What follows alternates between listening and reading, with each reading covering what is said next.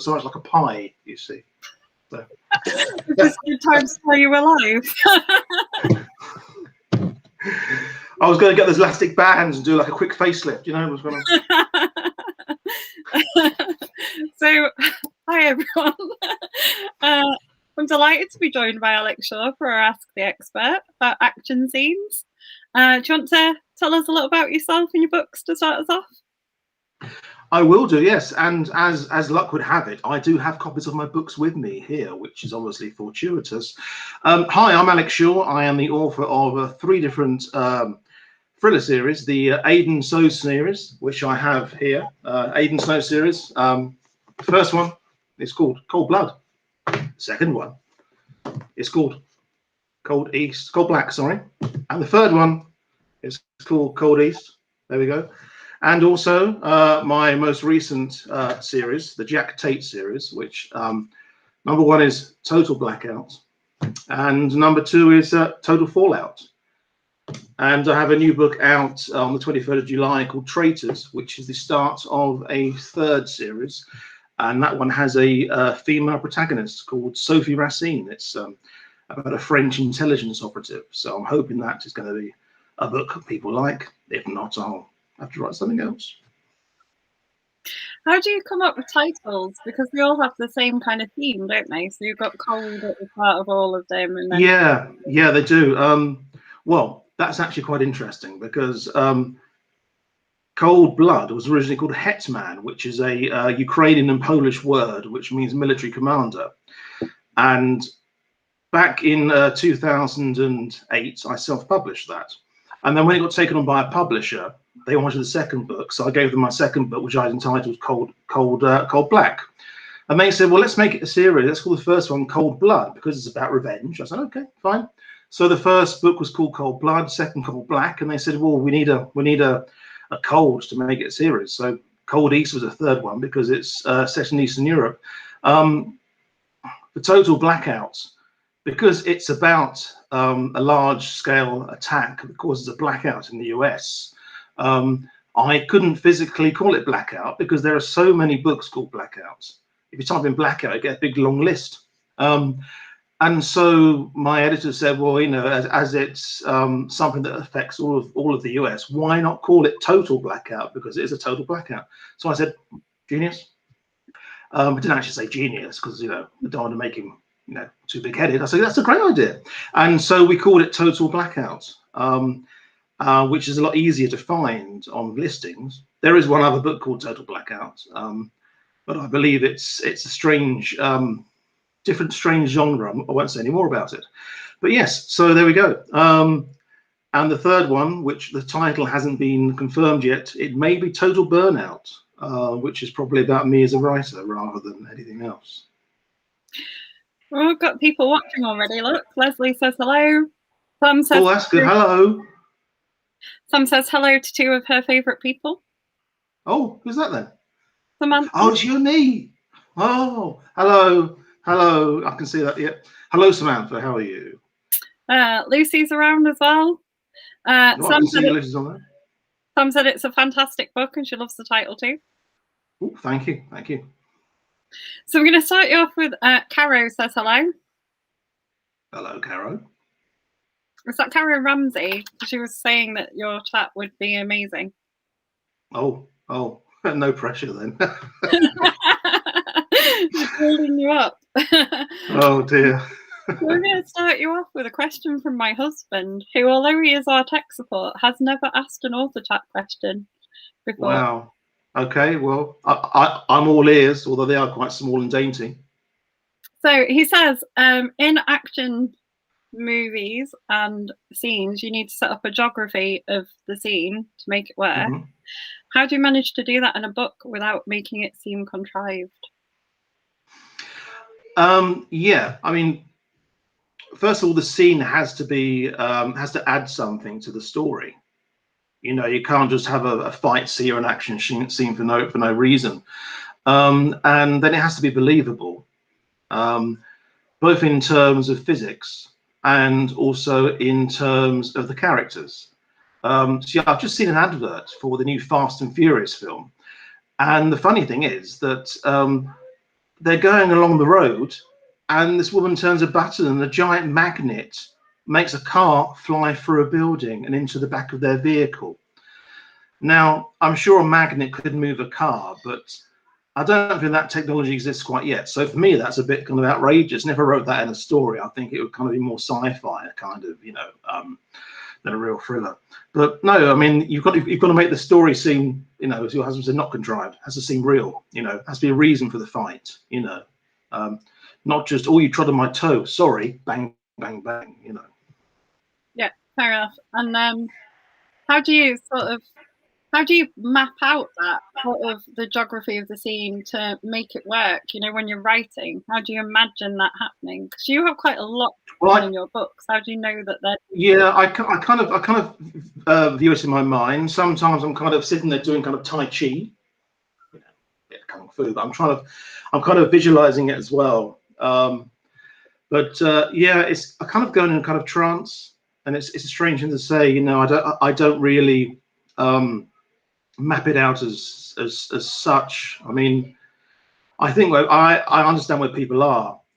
For example, there's a fight scene in Traitors where Racine, my female character, is locked in a room, and there's a huge Russian soldier there who wants to attack her, and her focus is to try to get out of the room, and he's in front of the door, and the door's locked, and so her main goal is to escape, but in doing so, she's forced to fight him.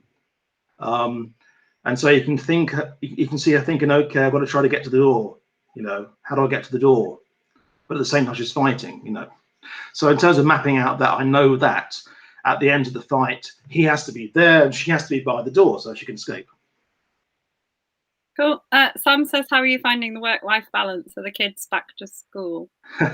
Yeah, the kids are back at school. It's great when they're at school. Unfortunately, they've been ill this week. They've both had colds. We had COVID tests. It's not COVID. So yeah, when they're at school, it's fine. I mean, it's funny because the times I want to write the most are very early morning and late at night. Now, when the boys are at school, I normally write during the day. But of course, I suddenly get the weird urge to write in the evening, and it's okay if everyone's relaxing and they don't need me. But otherwise, if they do need me, I'm like, oh God, I want to write. So work-life balance is always a problem, really. I'd love to go on a writing retreat, lock myself in a wooden shack or a farmhouse in the Outer Hebrides for a month, just me, no internet access, something to write on, and a barrel of whiskey, and I think that might work. Or you'd write something. If you were drinking when would you drink the barrel of whiskey? Before? Well, I think it is write drunk, edit sober. Cheers. Just having a vodka martini. Good choice. Sheila Bugler's just put Alex and exclamation marks on the thing, so I think she's excited to see you. Yes, Sheila's a fantastic author, originally from Ireland, now lives in Eastbourne, so about 40 minutes up the coast from me. We met at Crime Fest a few years ago, and it was great to see her there. That's one of the things, as an author and also as a reader or somebody who enjoys the genre, if you can go to these festivals when they're back on, that's where you see authors and you realize that, we're normal people.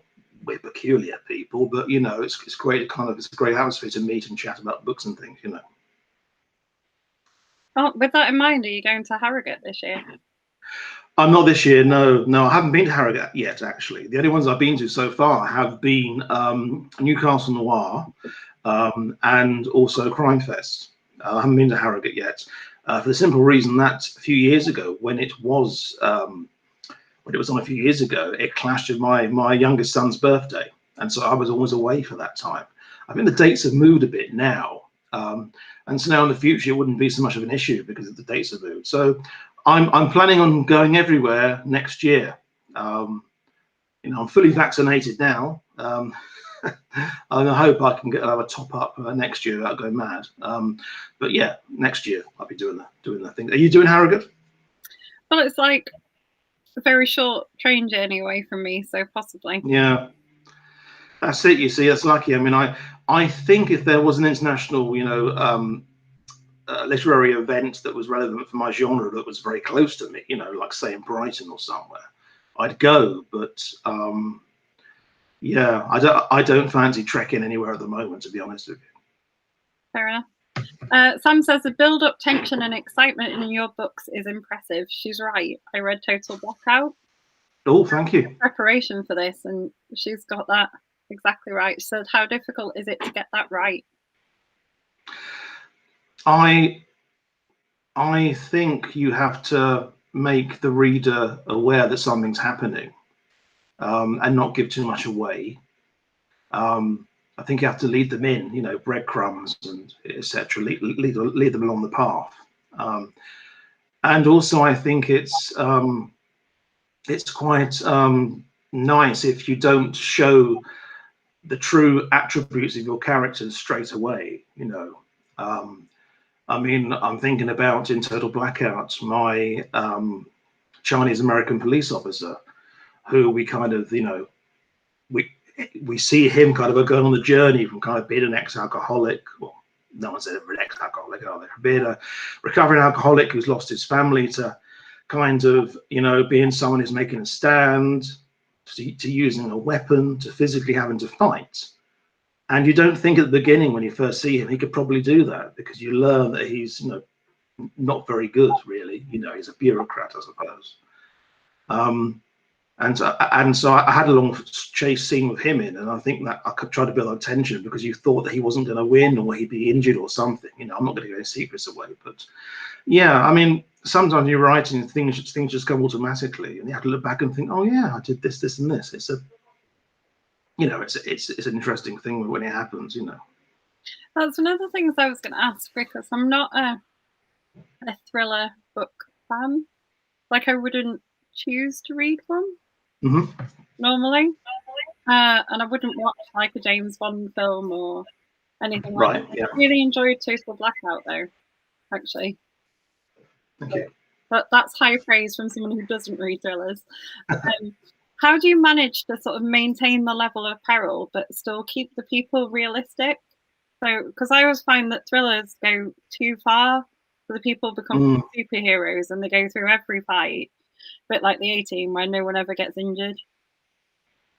Yeah, that's the thing, isn't it? The A-Team, they like more people than they could physically ever do. How do you manage to keep that level of peril whilst keeping the people really real? Yeah, I mean, I try. It's all about, I suppose, not showing people's full capabilities. It's always showing that something can go wrong. You know, in the sequel, Total Fallout, I have Jack Tate in a powerboat, and he's just done something. I won't say what he's done. He's in Monaco, and he's escaping, and then suddenly the Monaco Coast Guard comes after him, and they're in a much bigger ship, and you think, oh Christ, what's going to happen now? You know.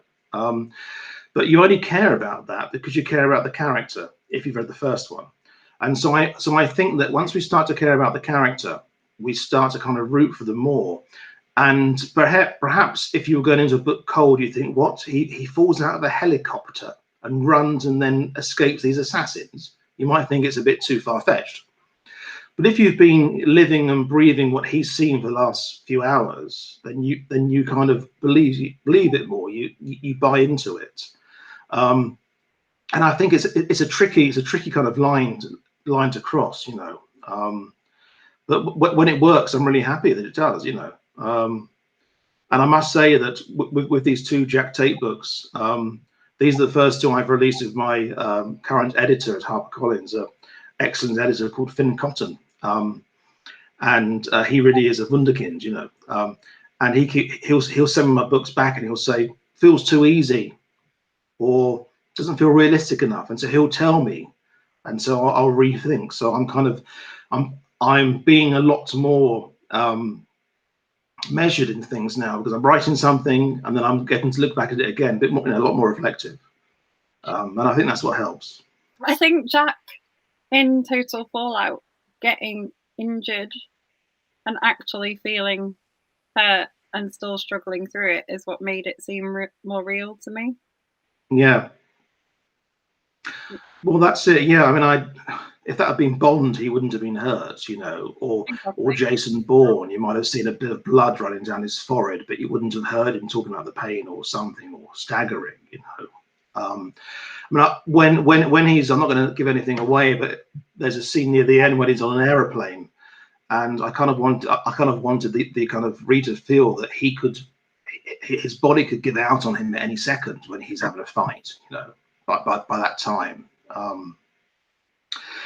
So yeah, no, thank you for that. It's you know, I wanted to try and see if he shooting me, please, you know. There's a nice conversation going on here, actually. Leslie said that she's reading Traitors out of curiosity, and she's looking forward to it after my comment. Oh, cool. She's not a thriller fan either. Sam's told her it's more excellent books for her to enjoy. Quite like that there's a little discussion about the books going on. Oh, excellent, yeah. So this one's coming. Oh no, it's Andrew from Nottingham. He says the character locked in the room and the Russian soldier sounds very exciting.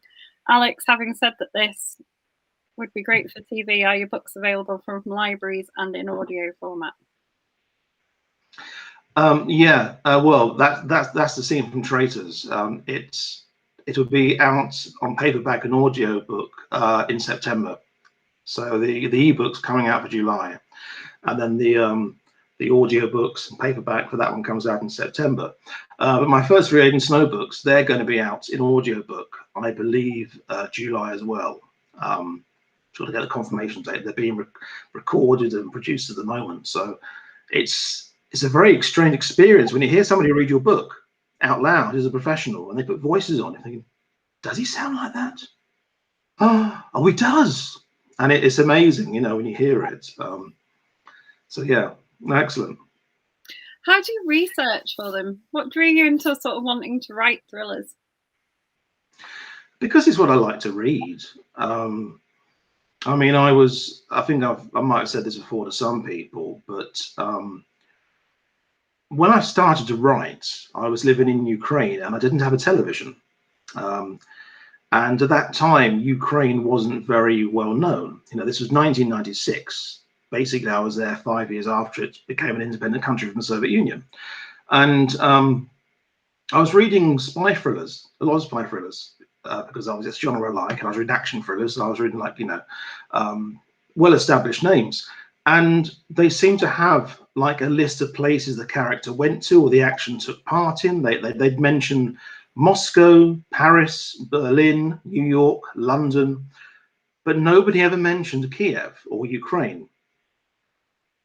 And I thought, okay, well, I'm not a you know, expert on the SAS or espionage, but as I'm living in Ukraine, I'm an expert on this place. So I kind of learnt the other stuff, taught myself the other stuff, and started to write thrillers that were set in places I knew. And so I try to make them kind of realistic, because most of the places I'm writing that I've been to, you know, especially in my first 3 books, you know. So I do try to kind of make them realistic. But yeah, it's just a genre I love to read. So that's why I thought I'd have a go. How'd you go about the rest of the research? So you've obviously researched it because it reads really believably. Have you sort of hung out with like military people? Have you tried firing guns, or is it just all been like Google? I have fired weapons. I haven't fired any pistols. I have fired a rifle very long time ago. But that's the difference between most British authors and American authors. Many American authors, because guns are so de rigueur there, they are experts on weapons, and a lot of thriller writers, especially Americans, are ex-military, and so they have the military experience. But what I do is I have a friend who used to be the MI6 guy at the British Embassy in Kiev. He's in my book, and I changed his name, but didn't realize he was the MI6 guy in Kiev at the time until later on he told me he was, and I realized he was, and I put him in the book by mistake, which is great. I've got a friend who is in Ukrainian intelligence in Ukraine. I have a French weapons expert who's also lives in Ukraine. And so I've met a few people that kind of, you know, help me out if I have a question. I know there's people I can go to and ask. But other things, it's just a case of reading and researching. And it's sometimes osmosis. If you read enough books in the genre, you'll hear phrases repeated again and again, and you start to use those yourself sometimes. And I suppose it's cheating a bit, but it's like watching a football match. You know, you can see the football match. If you hear the commentators mentioning like rules and things, you pick up the rules. It's the same as reading the book. You know, I'm not a fan of football, but I know what the offside rule is. Fair enough. Donna Moffat said hi. Sam says she's a huge fan of you as an author and a top sausage. Oh, thank you. Thank you. That's a compliment you don't hear every day, is it? So she'll highly recommend everything that he writes. Well, here's the top sausages everywhere. Yeah. Leslie says, what job were you doing in Ukraine? I went out in Ukraine to start a language school. I finished the PGCE and decided I wanted to go abroad, and I was teaching language in my hometown for summer, you know, teaching foreign students. And yeah, a lady from Ukraine came over who sent students to my town to learn English. And she said, well, I'd like to start a language school. So they took me over there to run it. So I was there working for them for a few months. And whilst I was there, I found out there was a school that was part run by the British Embassy and the Argentinian Embassy.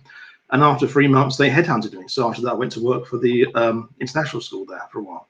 And then after that, I started my own company in Ukraine, which was advertising, promotion, and some business English and coaching. So I did that for a while as well. So it was a great place at the time in Ukraine, because, you know, if you had an idea, you know, and local connections, you could do it, you know. When I met my wife the first day I went to Ukraine, you know, we got married 7 years later. We've been together now since 1996, which I know seems implausible because, you know, dear viewers, I know you don't believe I'm over the age of 26.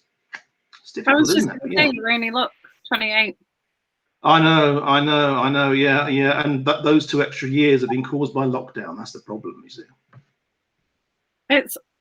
It brings you a horrifying reality when you realize things like that, doesn't it? Because it is funny when you realize you've got shirts older than the policeman you can see across the road. That is a difficult problem. Yeah. Exactly. I met my husband in 1999, and I realized how many years we've been together, and I was like, I do not feel old enough. You're a child bride. Someone that long, yeah. That's what I'm gonna say. Definitely don't feel old enough. Sam wants to know, where haven't you been that you would like to visit and use as a setting? Because you've lived quite a lot of places. Yeah, I'm very lucky in that respect. Because as a child, I travelled a lot. We used to go on holidays to peculiar places. For example, you know, whilst other families might have gone to Spain or somewhere, we'd be going to Denmark. Or, you know, or Germany or different places like that.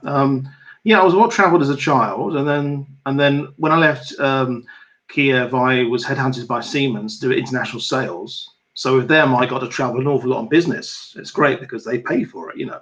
I remember 1 month it was in January, I was in England for 5 days. The rest of the time I was out.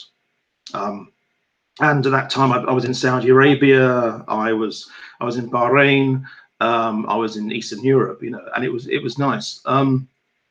So the last 3 years I've been living in Qatar. We came back now, obviously, and as we were there and we were working, as we had an agreement with the airline Qatar Airways, because my wife was quite senior with Qatar Airways, we got to travel a lot free or quite cheaply. So, you know, we were going to places from Qatar, and it's my youngest son's birthday in July, and we said to him, where would you like to go for your birthday? He said, I'd like to go to Singapore again, please.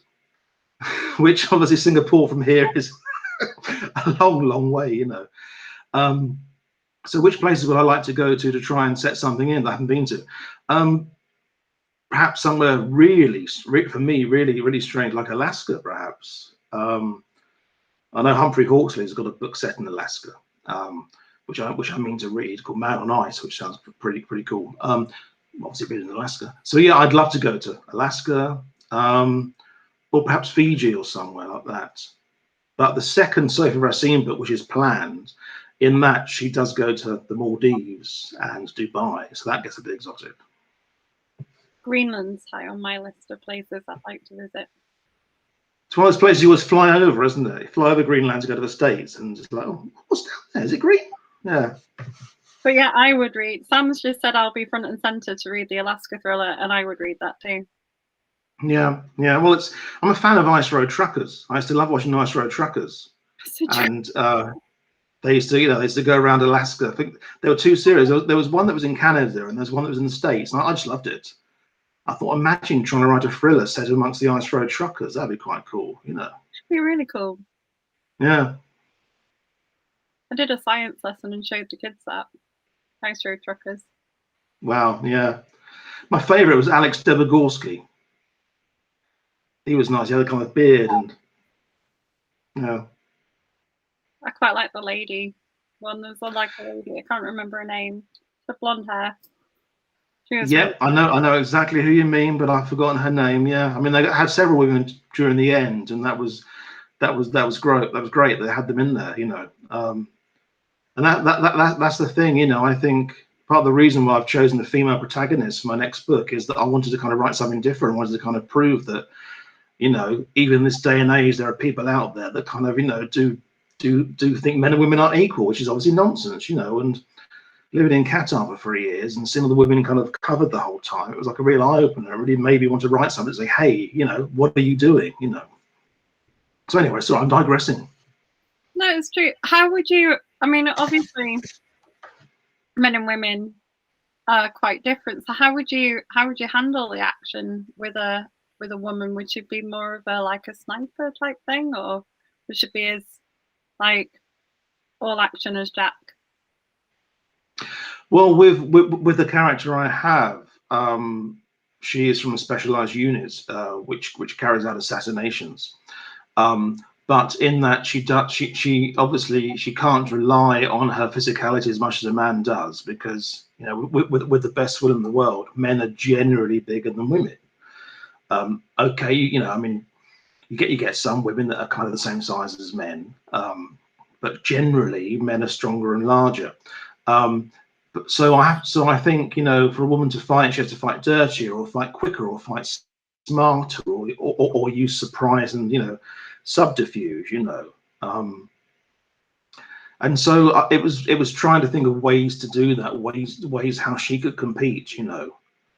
I mean, tie her hair back, put a bit of lipstick on, and she could walk down the road and be viewed as like an object of desire, yet walk a different way and wear different clothes, and she wouldn't be. And that's something that, you know, that she can do, but a man can't.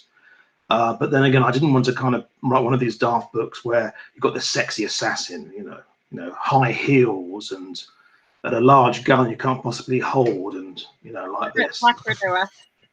Yeah, because that's what they do, you know, they do that.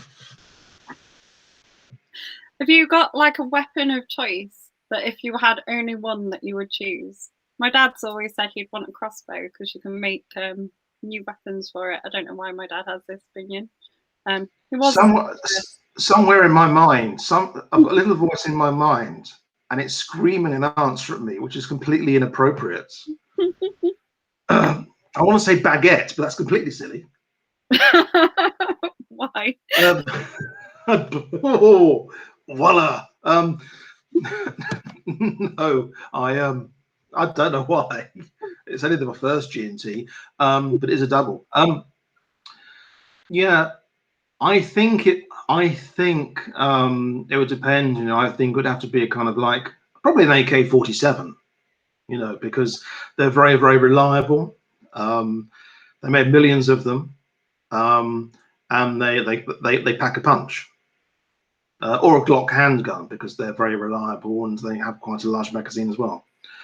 But if it was a zombie apocalypse, I want something that I wouldn't run out of ammunition with, you know. So if I had a crossbow and could make my own, is it darts they use, or arrows, then I'd like to do that, you know. Yeah, I think hence my dad's thing of crossbow, because you can remake the ammunition. You're not gonna. That's it. Yeah, that's it. Yeah, yeah. Because or a lightsaber. I'd love a lightsaber. Rather than zombie apocalypse, I'd love a real working lightsaber. There we go.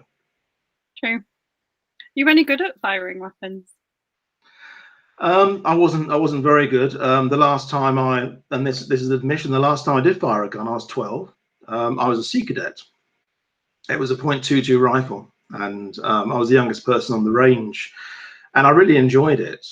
But alas, we didn't get to go much. But I've always done the fairground stuff and things, you know. But yeah, I would like to go somewhere and, you know, shoot guns again, etc. You know, to kind of get into it. But then, you know, you think, well, what's the point, really? You know, I mean, you know, I'm not gonna have a gun in England to defend myself, really. You know, I rely on my rapier wit for that. Sam says death by baguette sounds very painful. Yeah, yeah. Well, whenever I'm in Sainsbury's or Tesco's or other supermarkets that, you know, that sell food, I was tempted to grab a baguette and imagine it is a lightsaber. And I did once write to Warburton's, actually, and this was around the time that they'd reinvigorated Star Wars. I wrote to Warburton's and I said to them, and this is a real letter I wrote, I didn't ever get a reply. I said to dear Warburton's, why don't you call your baguettes the Star Warburton and do with with Lucasfilm or Disney? I'm sure they sell loads. They didn't reply to me, funnily enough. That was a missed opportunity for both of us, I think. That's genius marketing. Sorry? That was genius marketing. Oh yeah, well I think it would have been. You could have added food dye. You could have had like purple ones and things. You know, red and blue. You could have. Yeah, feel the force. Now I've added wheat germ. Yeah. Yeah, yeah, I like it. That would sell so many. Sam said, "What was the last scene that you wrote? No spoilers, please." The last scene I wrote. Yep, the last scene I wrote started with a guy coming out of the ocean in California, and ended with the guy throwing a wok at an FBI agent. Why a wok? Can you tell us? He was hiding in his girlfriend's kitchen behind the island, and the guy bursts in. Guy is pretending to be an FBI agent, bursts in, and he has a gun in his girlfriend's head, and he says, "Okay, come out or she gets it." He doesn't. He says, "Okay, come out or the dog gets it," which obviously made him want to save the dog. So he stood up, and he has a wok in his hand, and the gun started to move towards the dog, and so he threw the wok at him. And I've left it with the wok hitting him. So, you know, that's I need to finish that, you know. Now, my mind, whenever you say about an action scene in a kitchen, flashes to the one in Jurassic Park where the Velociraptor is like stalking people around the kitchen. Yeah. And people hide in the metal cabinets, don't they, and stuff. Yeah. Well, this was just a small cabinet, you know, small thing, and I said a wok, and an American friend of mine said, "Is this book set in Asia?" I said, "No, it's just a utensil he picked up. It could have been a frying pan, you know." I thought wok sounded good, you know. So there we go. Sam says that's why she loves the question. You never know what the answer will be. Well, that's it. Yeah. What more do you need to know about that? You know, it's an interesting question. Would you make a graphic novel of one of your books? That's my favourite author chat question. An author friend of mine, Charlie Flowers, he has created a graphic novel of one of his books, and I think it's taken about 5 years. Yeah, I would do, because it's another genre. It's another type of reader. I remember, even though I'd seen the film, I remember reading the graphic novel of Return of the Jedi. I had that. I really enjoyed that, even though it was very, very close to the film. So yeah, I would do. I mean, if I was approached by somebody to make one, and they provided the artwork and stuff, etc. Obviously I would do. Yeah, it'd be great. Good answer. Have you ever been approached for like TV or movie things with your book? I have. Nothing has happened yet. There was trying to think how much I can say. Around September last year, Total Blackout went somewhere, and there were some murmurings. And Traitors has gone somewhere else, and for consideration at the moment. And that's as far as I got so far. I mean, you know, I saw today a friend of mine, their book has now been taken up by Netflix for a big film today, you know, starring Steve Carell, and that's quite cool. So yeah, I mean, I'd love to do something like that, obviously, you know. But then it's a double-edged sword. If the film isn't that good, or if you don't get enough cash for the film, then it's going to cannibalize your book sales. But then I think I'd accept it whatever, because it's raising your profile and it's raising the profile of your books. You know, years ago I wanted to be a screenwriter. I wanted to write films. You know, when I studied drama, I wanted to be an actor and a you know, and a screenwriter. So I think it'd be a way to get into that as well. I was just going to ask, with your drama background, would you like to go a bit Hitchcock and have an appearance in a movie made of your books? Well, you know, it took me quite a while to try and do an American accent, and I still don't think I can do it very well, but I'd have a go. Yeah, I'd love to. I'd love to have a go. There was a film when I was in Kiev. There was a film that was going to be made at the time called Wild East, and I got a part in that. And then I think the film didn't go ahead, or it was going to be made after I'd left the country to come back to the UK. I mean, I've done a couple of things, not big things.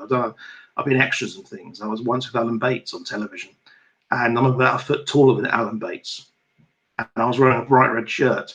And so there was a scene of us walking down these steps together from a long distance. And because I was so much taller than him, you could see his head in my chest, which was quite funny.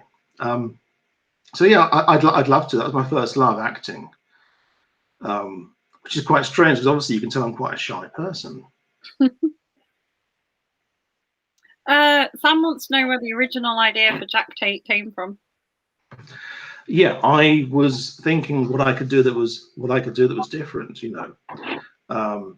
And I thought, you know, my publisher wanted something set in America, and I thought, okay, I'm not an expert on America, you know, like most Brits, we might have been there, or we certainly watch American television, etc., music and whatever.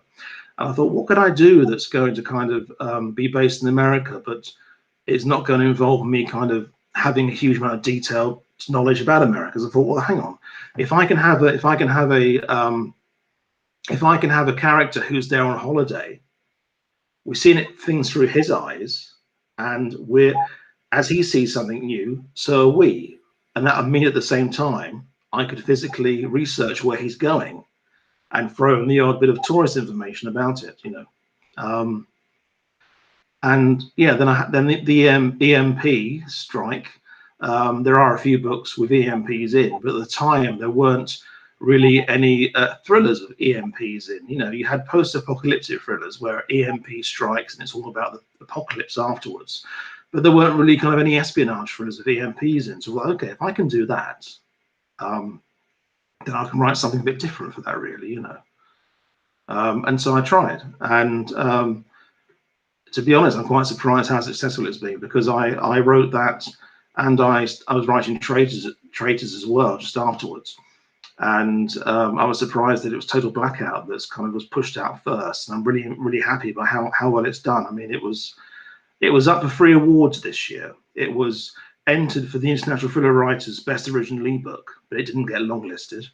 It was put in for the Crime Writers Association Ian Fleming's Steel Dagger, but it didn't get longlisted either. And the 3rd award it was put up for, I didn't know it had been entered. This was the Wilbur Smith Adventure Writing Prize for Best Published Novel. And suddenly, when I found out that it had been longlisted for that, I was sitting outside my son's school waiting to pick him up, and I saw the email, and I was quite surprised. And then several weeks later, when I found out I'd been shortlisted, it was incredible. It was an odd thing to say, but it was the happiest moment of my writing life so far, that suddenly my book had been shortlisted for an international prize. And you know, I doubt I'll win, although, dear viewers, you can vote for me. But it was amazing that it happened, you know, because it's kind of validation. Because as an author, you never know, you never think you're good. You never know how good your work is until somebody says, "Oh, I liked that." And when an award rolls around, and especially when your book has been chosen by an international panel of librarians who've been given all the books that have been entered, and they've read them, and they've decided yours is one of the 12 best, then one of the 6 best, you're thinking, wow, you know, it's kind of quite exciting, really. And I'm still pretty shocked it's happened, but I'm glad it has. I feel like Wilbur Smith is probably slightly robot powered. So I didn't quite hear you. I said I feel like Wilbur Smith is slightly robot powered because he's been writing books for donkey's years. How is he still alive and kicking and writing? I think the more you drew, who aren't real. Yeah, well, I think the more you write, the easier it gets, and you can kind of fall into a kind of rhythm. You know what happens here and here and here, and you get a structure. But also some of these authors, and I think Wilbur Smith.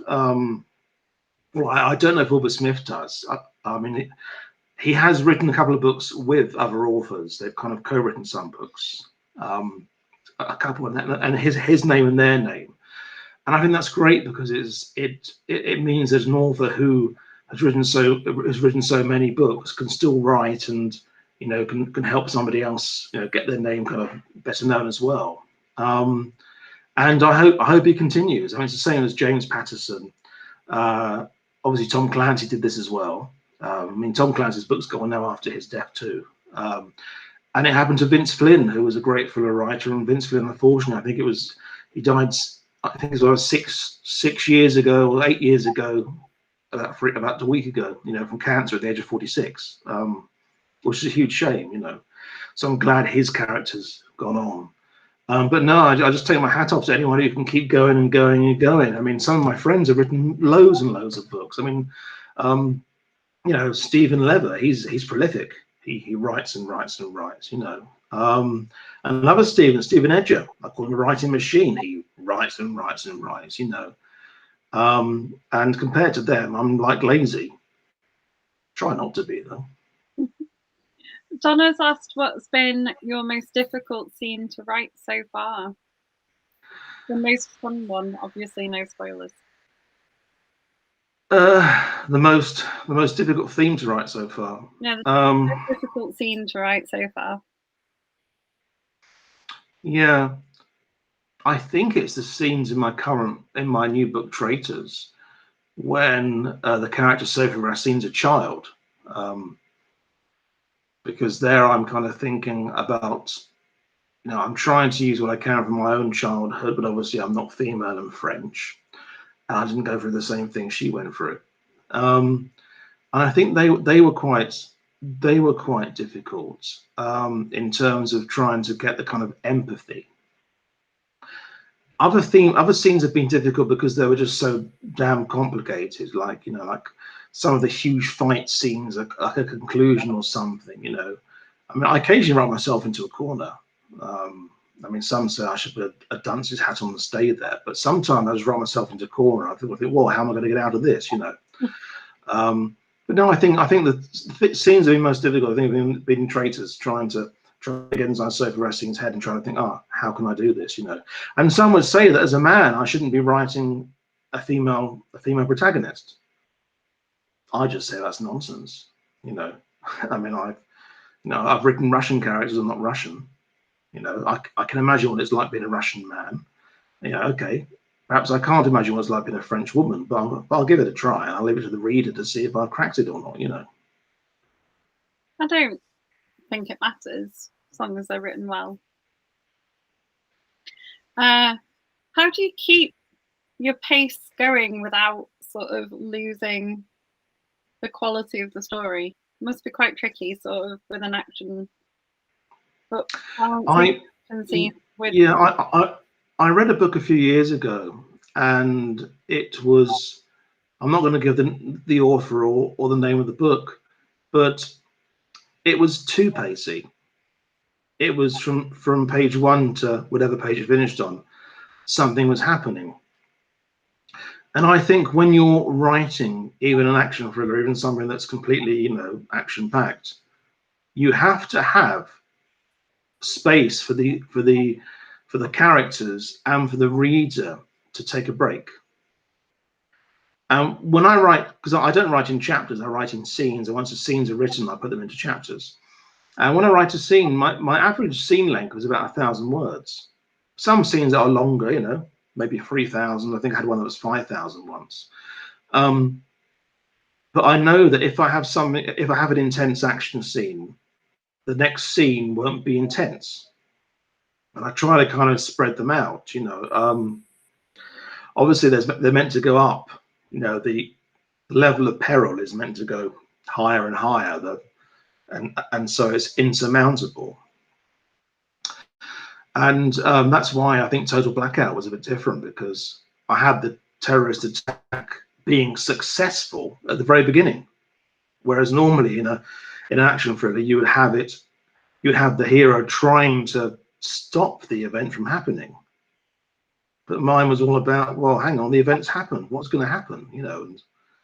And then we go back a bit, and the event happens, and he's somewhere else, you know.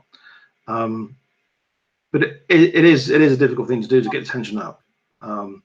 Like this answer, if you go on for too long, the tension's lost. But luckily, my editor is fantastic. You know, he'll go for a scene and say, we're losing the tension a bit here. And I'll reread and I'll realize I have done it, because the characters are talking too much or something, you know. And sometimes less is more. And how do you manage to maintain the tension without it getting sort of too far-fetched? Again, it's believability, you know. For example, I added a few lines in Traitors where Sophie is speaking, but she's also cleaning her face. And the reason she's cleaning her face is because a few moments before, or a few scenes before, someone has been shot next to her, and she's cleaning his blood and brain matter from her face. And if I hadn't put that in there, you'd think, hang on, it's unbelievable. She's walking around with blood and stuff all over her face, you know. And so you have to kind of make it believable. Yeah, I mean, you have to see the effect of tension on the characters as well, you know. And I to kind of do that, I kind of go back into the characters a bit introverted, to kind of let them kind of I kind of show what they're thinking at the time. And I do that in action scenes as well. You know, when I'm writing action scenes, sometimes I'll go into the character's head. I'll pause mid-fight, not the actual action, but I'll pause mid-fight by going into the character's head, so I can see what the character's thinking and planning their next move. And that way, it kind of gives the reader a pause as well, etc. You know, because in real life, sometimes we think things very quickly, and we don't realise until after we're doing that. I like the little hints of humour in Total Blackout as well. Like there's sort of a discussion between a French guy and an English one, isn't there? That's quite amusing. Trying to about breakfast, or sometimes I've got several jokes that we wanted to get into books for years, and sometimes this is a very, very naughty admission, sometimes I'll write an entire scene just because I want to use a specific joke. and the art is trying not to let people know you've written it, just to have that joke. You have a list of book jokes then that you want to use? Yeah, I think I have. I mean, I can't reel them off because that would spoil the future. But yeah, I mean, it's you know, it's funny. I mean, Total Blackout and Total Fallout. Jack Tate and his brother Simon, they're kind of obsessed with WWE wrestlers, you know. And so there's wrestling references in book 1. In book 2, there's wrestling references. Actually, one of the characters is a former wrestler, you know. And in the 3rd one, there's going to be a couple of wrestler references as well, you know. So you know, but that was a conscious thing by me to try and make the characters a bit different, a bit peculiar, you know, because you know everyone's a real person, and you know, I mean, it's like if you look at these programs like SAS, Are You Tough Enough or something, you know, you look at the people, you know, the instructors, you know, you think, okay, they have things they like to do as well, apart from shooting people and running up mountains, you know. And so it's trying to bring the information in there, make them sound human. Sam has asked if you've ever written a character based on a real person into a book just to kill them off. I did, yes. In cold blood, I killed my old boss. I was at the time, after being in Ukraine, when I came out to when I came out to the UK, I worked with Siemens. I got made redundant from Siemens and went to work for a smaller company selling the same things. And what I was selling, which is really exciting, I was an international hearing aid salesman. So I was selling hearing aids around the world, you know. So I was going to peculiar places and talking about hearing aids like I was an expert. I mean, I knew nothing about them, you know, ear trumpets. And so yeah, I had a boss at the smaller company I went to, and I do assassinate him in cold blood. I've changed his name, and obviously, you know, as a fictional character, but you know, yeah, I do kill him off.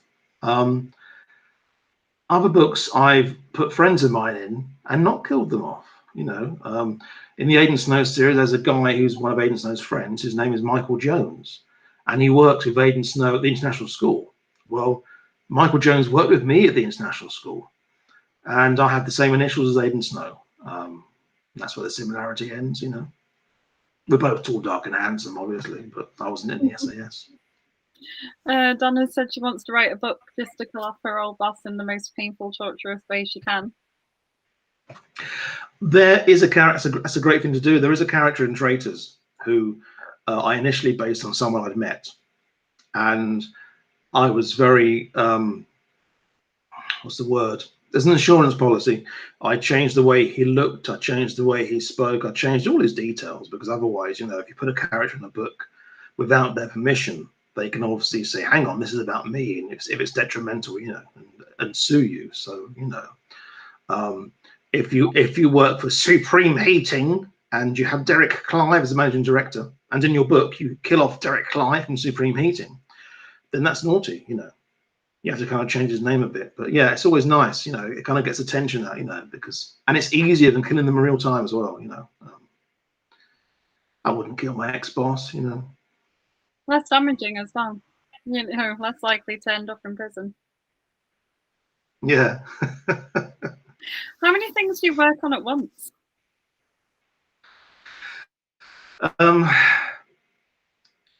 For the past few months, I've been working on 2 books. One's been in edits, and one I've been writing.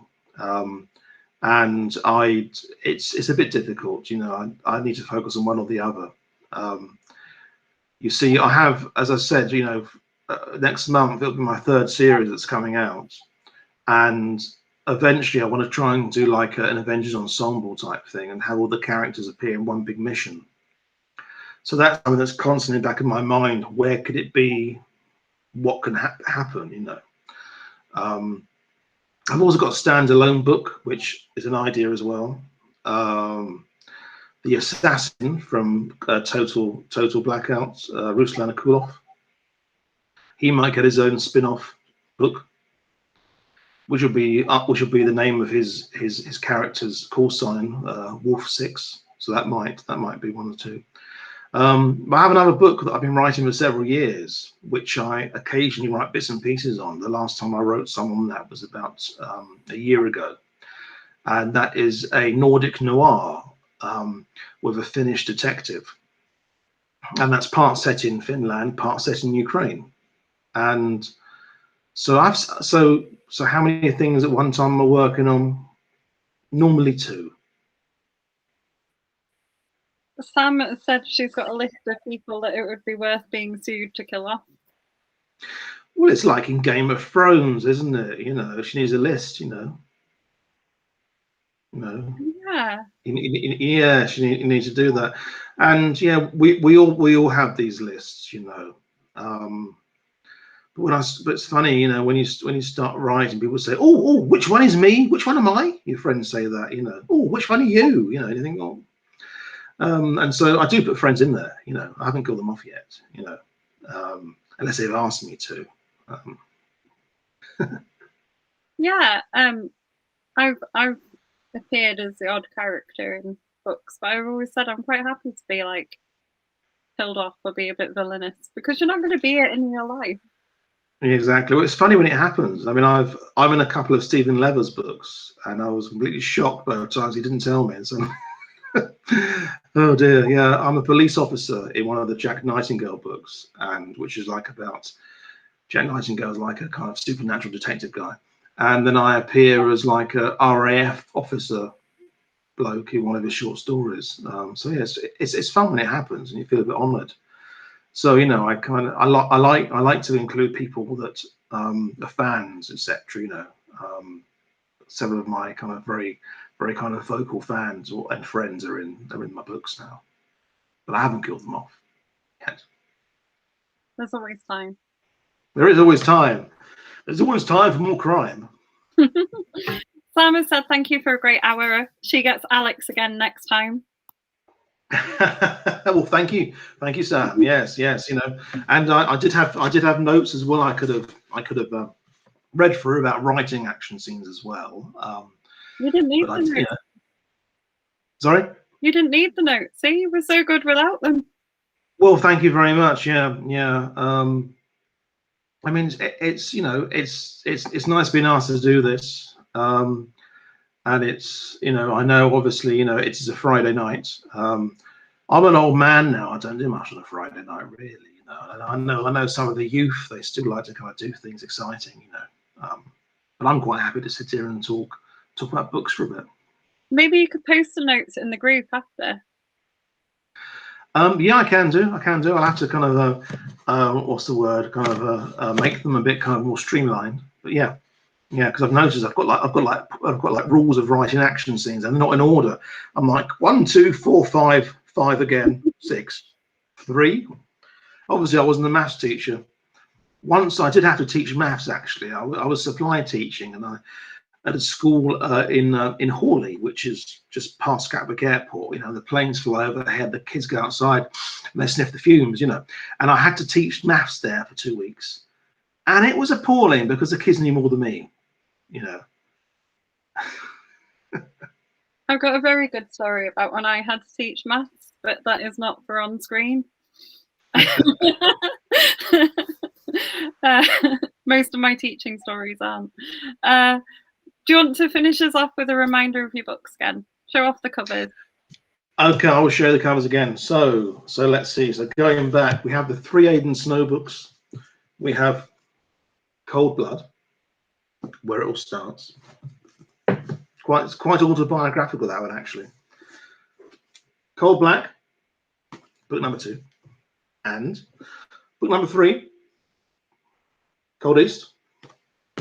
And then we have the 2 Jack Tate books.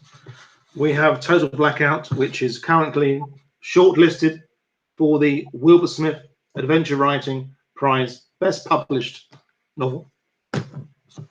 And the sequel for that, Total Fallout. So there we go. And then Traitors, which I haven't got a copy of yet because it's not published. It's coming out soon. 23rd of July? On the 23rd, yes. 23rd of July, yes. In all places where ebooks are sold, and then after that, in September, 30th of September, I believe, yeah, paperback and audio book, yes. Can people buy signed copies of your books from you? I've never sold any signed copies of books. It's perhaps something I should do. But they can do at conventions I've been to, you know, like crime fests and things, etc. So, you know, when I'm out and about next year, there'll be signed copies at events I go to then. Yeah. Excellent. Thanks so much for joining us.